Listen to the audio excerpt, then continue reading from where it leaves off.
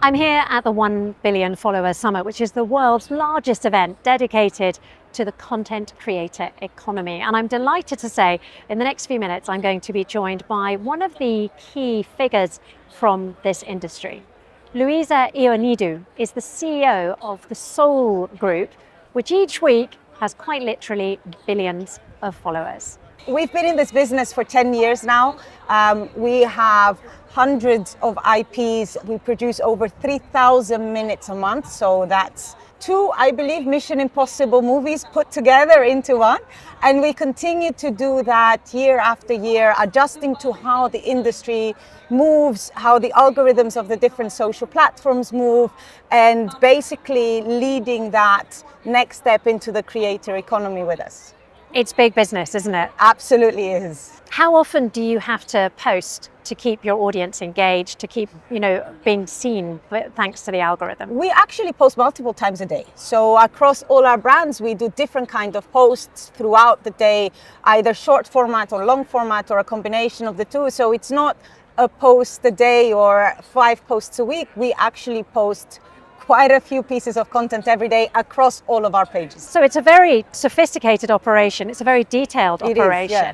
Do you ever worry about saturating the market? Is there a point where you can post too often? I'm thinking of this as people who are looking to try and promote their own brands. And that's a very interesting question. That's something that you can look at. So it is definitely something that we monitor very closely. So we always keep an eye on the engagement of our posts, on the number of views we have, on whether the subscribers of a particular channel are growing or they're stabilizing. And we always experiment. At the Soul Group, we're very strong believers in experimenting and learning from your experiments. So we try and post less, we try and post more.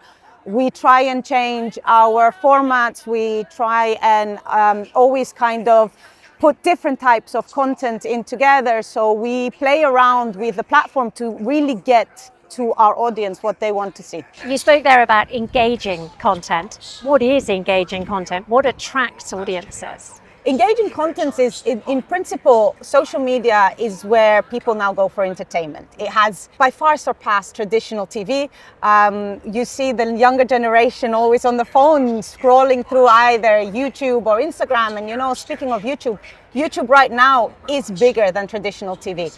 And the amount of view time that TheSoul Media has on YouTube is actually higher than anybody else on YouTube. We do that by producing content that really is entertaining, not heavy.